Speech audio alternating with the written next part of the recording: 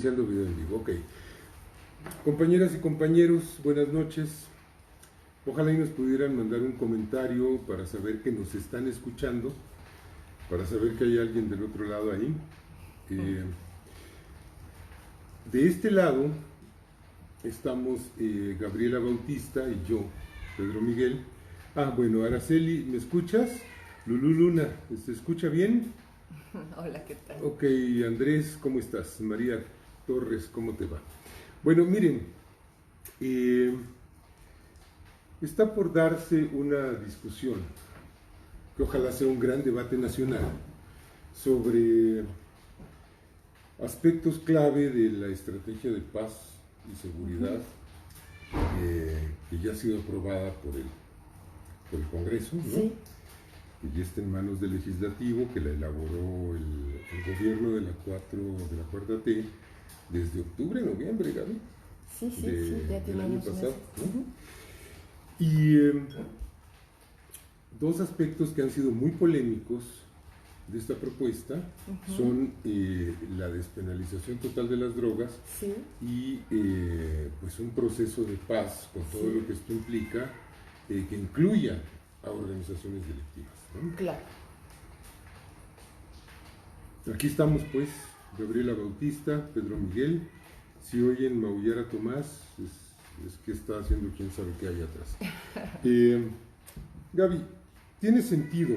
Mi primera pregunta sería, ¿tiene sentido que el Estado tenga la facultad de decir qué te puedes meter en el organismo y qué no? Bueno, sí, es que esa es una pregunta, ¿no? que define toda una política, no solamente sobre el abordaje de la despenalización, legalización de drogas, sino también hacia cuáles son los mecanismos de atención y de prevención del consumo de drogas. O sea, creo que se dispara como hacia varios sitios, ¿no?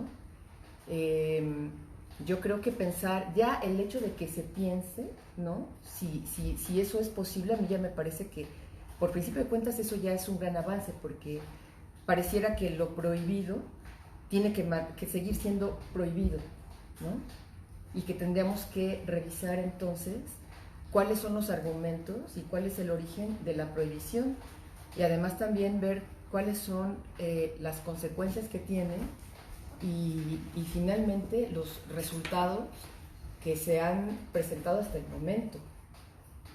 Es decir, el tabaco y el alcohol son drogas. Son drogas, sí. Y no tienen penalización, por principio de cuentas. O sea, los omníferos. No, los omníferos, los exactamente. analgésicos. Así ¿no? es, digo, todo las bebidas de taurina. Así es. La Coca-Cola. La Coca-Cola. El café. ¿No? Salud, Gaby ya no quiso, pero yo sí. Entonces, fíjate, bueno, primero entonces hay una discrecionalidad, una arbitrariedad entre, es decir, el alcohol destruye el tejido social, la familia, los entornos laborales, las amistades, la vida del individuo. Digamos, en el mismo pie de igualdad que la heroína o que la cocaína, ¿no? Sí, finalmente está minando, la salud y el entorno. Sí, espérame tantito, un corte, porque creo que de veras Tomás está en problemas. Y lo estoy escuchando. Vayamos a ver. Un corte, un momentito, no se vayan, es más, ni le voy a pagar, es que creo que se quedó atrapado en algún lugar. ¿Pero dónde te quedaste atrapado? Pero se escucha por acá, Pedro.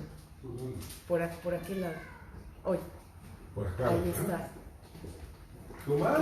Pedro está muy preocupado por su gato, Tomás, y entonces, bueno, está aullando. Es un gato muy travieso, bastante listo, y como todos los gatos, obviamente, y ya apareció. ¿Sabes que se quedó atrapado en una cornisa? Como las escaleras son madera barnizada. Claro, se iba a resbalar. Se iba a resbalar y entonces. Pero bueno, ya lo tenemos no aquí. No sabía qué hacer con su existencia. No es y bueno, precisamente solamente un heroinómano. A ver, saluda al público. Hola, soy Santo Tomás. Ok, ya, deja de hacer pendejadas, ¿verdad? Cuídalo, Sócrates. Bueno, Entonces, decíamos, hay una arbitrariedad, no una división absolutamente, se escucha bien, gracias, Lino, discrecional, ¿no? ¿Por qué el alcohol sí? ¿Por qué la cocaína no? Sí, claro. ¿Por qué la marihuana sí? ¿Por qué la cerveza no? ¿Por qué el tabaco sí? ¿Por qué la piedra no? Claro, ¿no? claro. Entonces, además, yo diría, bueno, supongamos que estuviese prohibido todo. Aún en ese escenario, ¿tendría el Estado alguna justificación ética, histórica, política, para prohibir todas las sustancias que implican un daño potencial o inmediato? Híjole. Sí, es que si pensamos, por ejemplo, pensemos que está prohibido el alcohol. Estuvo en Estados Unidos claro, con la ley seca. Sí, en un contexto, digamos, social, histórico, muy posguerra, en fin, ¿no? Pero imaginemos hoy, ¿cuántos dealers tendríamos? ¿Cuántos alcapones? O sea, ¿cuánta extorsión habría en torno? ¿Cuánta muerte? ¿Cuánta muerte? ¿Cuánta destrucción? Así es. ¿Cuánto alcohol adulterado? No, muchísimo. ¿No? Entonces, como estaría prohibido, ¿dónde estarían? Se pensaría que esa sería entonces la medida preventiva. Claro. Digamos, bajo un cierto enfoque. No quiero decir que... bueno, pero tocas un punto muy importante. ¿No? ¿La medida preventiva de qué? De la adicción. La medida preventiva del consumo, ¿no? De la adicción. Okay. Claro, porque ahí tenemos otro. Consumo, adicción. Ok. Entonces tenemos, digamos que el único asidero de esta prohibición posible es evitar un problema de salud pública. Sí. Ese sería el argumento para esta pregunta que lanzas, ¿no? Sí. Si tendría atribuciones o no para prohibir o no en función de cuál es el estado que estaría presentándose en la salud de una parte de la población relacionado con el consumo, pero tal vez no solo con el consumo, o sea, no es con el consumo, sino es con el abuso, ¿no? De la sustancia. Claro. Bueno, hay sustancias que no las puedes usar sin abusar, ¿no? Claro. Y ya el primer uso es abuso, ¿no? Porque te conlleva ya finalmente... un enganche, ¿no? Es un enganche, ¿no? No, es decir, yo he oído eso de la heroína, por ejemplo, que el primer arponazo ya te requiere, ¿no? Como que ya en cuanto te pasa ya estás pidiendo el siguiente, ¿no? Claro, porque además también para la heroína es porque ya consumiste, ya tienes una carrera de consumo de una serie de drogas.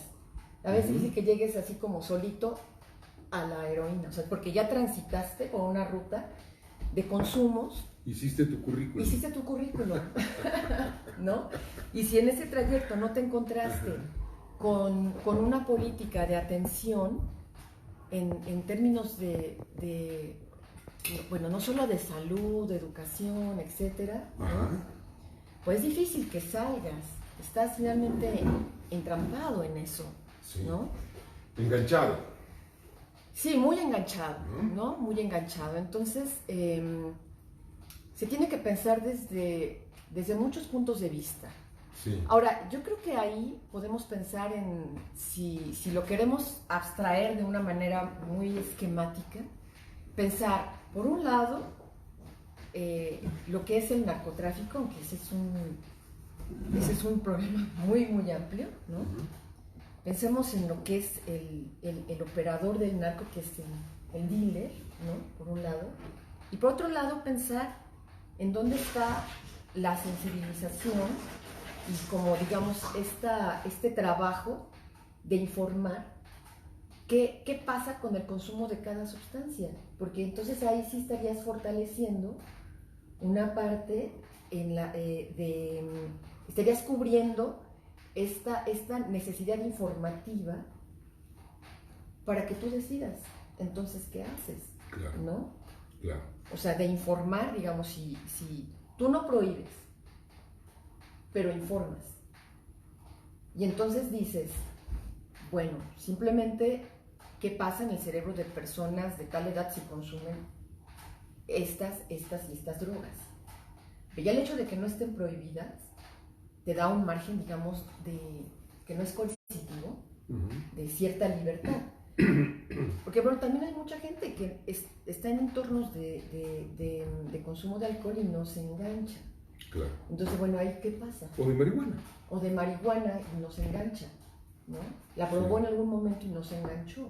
Sí. O sea, el problema es cuando ya el consumo está ocupando espacios de tu vida muy amplios, en donde ya te impide hacer, digamos, una vida tal vez productiva en términos desde lo académico, lo afectivo, lo económico, lo laboral, ¿no? Sí. Cuando ya sobrepasa y bueno, ya estamos teniendo una problemática, ¿no? Claro. Que tiene que ser atendida.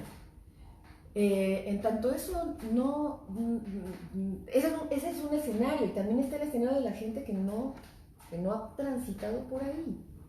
Entonces, bueno, ¿qué pasa, Pedro, digamos, con este desarrollo tan interesante en el que tú has estado trabajando sobre el asunto de las prohibiciones, el asunto de poder hablar de la oferta, ¿no? Pues de una manera abierta. Claro. Porque entonces resulta que, todo es espinoso, ¿no? Bueno, es que no debería serlo. A ver, mira, yo creo que hay un símil que es, la eutanasia, el derecho a la muerte digna. Es decir, a mí me cuesta mucho entender el derecho a la vida sin el derecho a la muerte. Claro. No sé actualmente el estatuto del suicidio en el Código Penal, pero hasta hace poco era delito. Si tú te querías suicidar y fallabas, te ibas preso, o al menos estabas cometiendo un delito. Claro, ¿no? y entonces tu cuerpo a la cárcel, ¿no? Tu cuerpo a la cárcel, ¿no? Entonces estabas un poco condenado a vivir, ¿no? Yeah. Lo cual me parece casi tan fascista como estar condenado a muerte, claro, ¿no? Sí. Entonces tienes que estar condenado a la salud, ¿no? Yo creo que está bien tener salud, yo creo que está bien no engancharse, creo que está bien permanecer fuera de las adicciones, pero que el Estado te mantenga, quieras o no,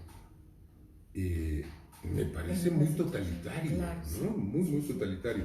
Me parece que coarta libertades individuales fundamentales, derecho a tomar decisiones que son muy personales, ¿no? Sí. Bueno, este es un aspecto. Luego, fíjate que ahora pensaba en otro, que es, fíjate qué interesante es esto. La pubertad y la adolescencia son momentos de construcción de identidad. Sí, claro, sí. Por lo tanto, son momentos de rebeldía, porque la identidad se... Ahí está. Perdón, algo pasó, ya estamos aquí. Decía yo, bueno, los procesos de formación de identidad que ocurren en la pubertad y la adolescencia conllevan la rebeldía. Sí, tiene que haber desafío. Y confrontación, ¿no? Porque la identidad se fabrica a partir de confrontarse con el otro, con la otra, ¿no? Necesariamente. ¿No? Yo pongo el ejemplo de la identidad nacional, ¿no? ¿Cómo se forma la identidad nacional? Pues definiéndonos como no españoles, ¿no? Y después como no gringos, y después como no franceses. ¿Qué es ser mexicano? Sepa la cantimplora, pero sí sabemos que no es. ¿No? Claro. Y con la identidad personal pasa algo similar, es decir, yo soy el que no es mi mamá, el que no es mi papá, el que no es el tío, el que no es el profe, ¿no? Bueno, entonces tenemos una rebelión inevitable, natural, como proceso de construcción de las personas en esta etapa. Esta rebelión, en presencia de una prohibición, tiene un cauce natural a la prohibición. Sí, claro. A la transgresión. Sí, por supuesto. Si quitamos esta transgresión, yo creo que reducimos el problema. ¿Lo habías pensado desde esa perspectiva? Pues mira, sí, es que es una perspectiva muy importante, ¿no? O sea, pensarlo así. Lo que pasa es que también socialmente uno se mueve en unos marcos que de pronto ya están muy endurecidos. Sí. Y que entonces, bueno, no podría pensar distinto porque estaría pensando políticamente de manera incorrecta, ¿no? Estaría fuera del, del canon del sistema. Bueno, pero estamos viviendo una revolución. Pero justo sí. Es muy importante pensar esos paradigmas, porque si no los pensamos, entonces, bueno, es que no nos movemos. No nos movemos. ¿No? Y nos seguimos muriendo de sobredosis, de balazos, de tristeza, sí. de lo que sea, ¿no? Y únicamente estamos abordando la reparación y no no entrar en un proceso autodestructivo. Claro. ¿No? Claro. Entonces, digamos, vamos a la raíz del narcotráfico, a resolver la raíz del narcotráfico, no sus manifestaciones más epidérmicas. Entonces decimos, el narcotráfico es un negocio que es hecho posible por la prohibición. Sí. Sin prohibición no hay negocio del narcotráfico. Claro. ¿No? Claro. Porque lo que le da una agregación de valor a las drogas ilegales es el hecho de que están prohibidas. Sí. Creo que en eso estamos de acuerdo. Sí, sí, ¿no? sí, sí. Sí. El que quiera vender cocaína legal, pues va a tener un margen de ganancia pequeñito, ¿no? Como el que vende pan o el que vende, ¿no? O el que vende aspirinas, ¿no? Bueno, eliminas a los dealers. Eliminas toda esta parte coercitiva tan difícil y sobre todo este contexto de miedo, ¿no?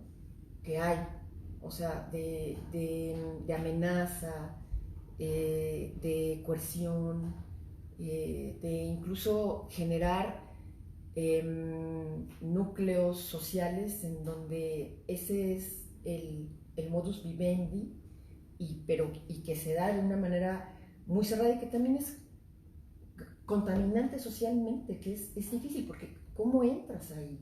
Claro. ¿No? En donde padres de familia, hijos, se mantienen, saben que están haciendo, pues evidentemente que una actividad ilícita, ¿no? Y entonces, imagínate, ahora que hablas de conformación de la identidad, conformarte en una identidad en donde lo que tú haces es prohibido, es delictivo. Sí, estás permanente y que no eres libre ni eres transgresor. Sí. Estás en el delito. Sí. Y además estás amenazado, o sea, aunque estés en el delito, también estás amenazado. Porque vas a tener a alguien arriba de ti. Estás criminalizado. Estás criminalizado, que está dirigiendo, sí, claro. ¿No? ¿no? Es decir, a además, tu proveedor. Claro. A tu proveedor o a tu propia compulsión y a tu necesidad, claro, que te va a llevar a la transgresión de manera natural, porque no tienes forma de proveerte, ¿no? Sí. Entonces, pues hemos visto cómo la drogadicción orienta a los individuos al robo, al secuestro, al homicidio, etcétera, porque tienen una compulsión y luego no tienen manera de proveerse y de satisfacer esa necesidad de la adicción misma, ¿no? Claro. Ahora, bueno, supongamos que entonces despenalizar solo la marihuana, yo pienso que es una marihuanada, digo, ¿no? Es decir, pues no, sí, porque van a estar las otras, o sea. Está lo demás, ¿no? Entonces, está lo demás. ¿Qué porcentaje del narcotráfico representa la marihuana? ¿Qué porcentaje del problema de salud pública representa la marihuana frente al conjunto de las drogas? No es, creo yo, relevante, no es significativo, ¿no? Sí, sí, sí. Entonces tenemos que pensar en despenalizar todo, ¿no? Sí. Yo iría más allá, yo diría, tendríamos que pensar en la expresa renuncia del Estado a controlar, bueno, no, a definir las sustancias sobre las cuales hay una prohibición de consumo, ¿no? Claro, y ahí tendrías que tener una definición de qué es droga. Al contrario. Para que entonces... te evitas la definición. Bueno, evitas la definición. Pero entonces, lo que sí tienes que hacer, que yo pienso que sí tiene que ir muy de la mano, es armar una campaña permanente muy fuerte, informativa, ¿no? Que te permita saber qué te sucede si consumes sustancias. Vamos, ¿no? Vamos a eso. Ajá. Pero antes de eso, digamos, antes de ver qué vamos a hacer, ¿no? Una vez despenalizadas todas las drogas. Estamos aquí con la Carta Santa Cruz, ¿no? con esa renuncia expresa del Estado, creo que sería la forma elegante, ¿sabes? Sí. De eliminar la prohibición, porque entonces ya ni siquiera necesitas definir las drogas. Necesitas definirlas desde una perspectiva de la salud pública, más no desde una salud del derecho penal.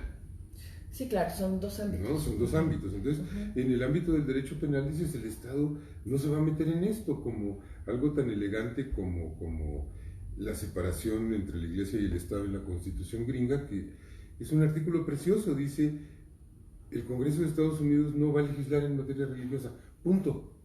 Claro. O sabes, un artículo padrísimo, hermosísimo en la Constitución de la Segunda República Española, creo que era el artículo 4º, 5º, decía, el Estado español no recurrirá a la guerra como instrumento de política internacional, punto.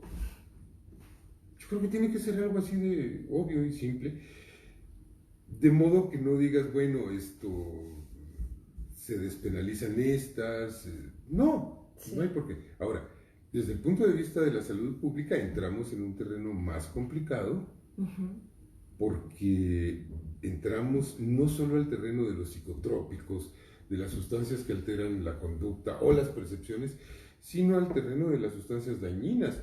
Y diantres, el azúcar es dañina. Claro, eso es, sí, las sustancias dañinas, claro. ¿No? La sal de mesa es dañina en ciertas dosis. Incluso, ¿no? Claro, eso amplía el abanico, claro, ¿no? Informativo, y ya no te lo hace,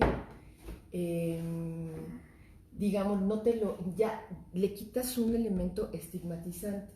Claro. ¿No?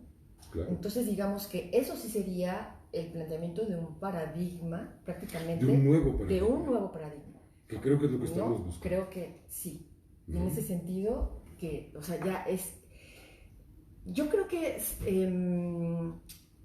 además hoy contamos con todo un soporte informático que permite eso, ¿no? Claro. O sea, digamos, pensando años atrás, sin que tuviéramos esta posibilidad de las redes, de la inmediatez, de que todo es ya, una campaña informativa tan amplia, tan penetrante, sería difícil. Te lo complicaría, ¿no? Yo creo que estaríamos aprovechando las ventajas que tenemos. No voy a depositar así como todo depende de las redes, ¿no? Hay un trabajo importante que hay que hacer para nutrirlas, ¿no? Pero tienen un papel fundamental que hay que aprovecharlo, claro. ¿no? Es hacer uso de esas herramientas que hay que permitan, y que también cuando se diga despenaliza no suene con esta rimbombancia aterrorizante, ¿no? Pero es que fíjate, ya entramos en un terreno. A ver, en principio, si sacamos la prohibición, ¿se incrementa el consumo de manera alarmante? ¿Hay un boom de sobredosis? La gente se vuelve loca y empieza a inyectarse mayonesa al por mayor. ¿Cómo calculamos, digamos, esto? Claro. ¿Cómo calculamos el efecto de la despenalización sobre la salud pública? Bueno, yo digo que tenemos algunos precedentes, algunos ejemplos, en Holanda, en Uruguay, pero creo que el mejor ejemplo es el del alcohol en Estados Unidos. Claro. Sí, claro, de cómo, sí, en ese momento, ¿no? De los años 30, cómo lo exacerbó, ¿no? Como fue la prohibición, ¿no? Exacerba la destrucción. Claro. Pues yo creo que aquí, no reduce el consumo. No. Y la despenalización, el fin de la ley seca, no lo aumenta. Claro. De manera perceptible, ¿no? Sí. Es decir, hay una minoría de alcohólicos con los que ha lidiado la humanidad desde que Baco les dijo, oye, esto está buenísimo, ¿no? Y que ahí está, claro. ¿no? Sí. Y si aumenta o disminuye ese porcentaje de alcohólicos, no es porque haya o no alcohol disponible, es por otros factores. Es por otros factores, ¿no? Y yo creo que ahí podemos basarnos ya como en, digamos, ya las encuestas que existen, independientemente de si han estado aplicadas de una manera, digamos, correcta o no, o ha faltado, pero hay ciertos números que permiten tener un indicador. A lo mejor puede ser un indicador que tenga muchos puntos de controversia, de a quién se les preguntó, de qué manera se les preguntó, qué declararon, etc. Pero ciertamente que pensando en la heroína, no es una población, o sea, no me imagino, ya la heroína no está prohibida y entonces se dispara el número. Se dispara los que le dan consuelo a la vena aquí. Tremendo, ¿no? O sea, porque son otros mecanismos los que se requieren, ¿no? Es la parte informativa. Creo que tu pregunta es una pregunta medular. O sea, ¿lo detona o no? O sea, tenemos una experiencia. Creo que también en ese sentido es que, ¿cómo saber? Hay una parte en la que tienes que tomar un riesgo. Hay un pequeño riesgo, grande, mediano, pero... Un riesgo social. Hay un riesgo social que se toma, ¿no? O sea, en la que tú haces una serie de valoraciones y dices, voy a despenalizar, y entonces a partir de ahí no es de a ver qué sucede, hay una serie de indicadores que sí te pueden decir qué cosas pueden pasar y qué no, pero... Y una política previamente definida, ¿no? Es decir, a ver, porque aquí entramos también a un terreno muy ambiguo, es decir, Vicente Fox pide a gritos despenalizar la marihuana para vender marihuana en los Oxxos, para aprender, claro. ¿no? Y tenemos a todo un sector del empresariado neoliberal que está pugnando por despenalizar drogas, pues porque quieren ocupar el lugar del narco, ¿no? Sí. Zedillo se ha manifestado a favor de la despenalización, Soros se ha manifestado en ese mismo sentido, hay un montón. O sea, grandes empresas, ya se dice Soros, pues son grandes consorcios, etcétera, ¿no? Que abogan por esto, pues porque dicen, oye, pero ¿y por qué no puedo ir a entrar a ese negocio? Si es tan rentable, si puede ser tan rentable, claro, ¿no? Entonces, como el de otras drogas, como el de las drogas legales. Como el de las drogas legales, como el de la industria farmacéutica, ¿no? Que pues, mira, aquí tengo así estos son píldoras de fibra, no creo, ¿no? Pero, o sea, hay un montón de estas cosas que yo puedo comprar en la farmacia sí, claro. que ponen, ¿eh? Sí. Que ponen y sí. Pues, se forran los laboratorios, ¿no? Entonces, tenemos esta propuesta, pero tenemos otra propuesta, que es la propuesta de decir, no, espérate,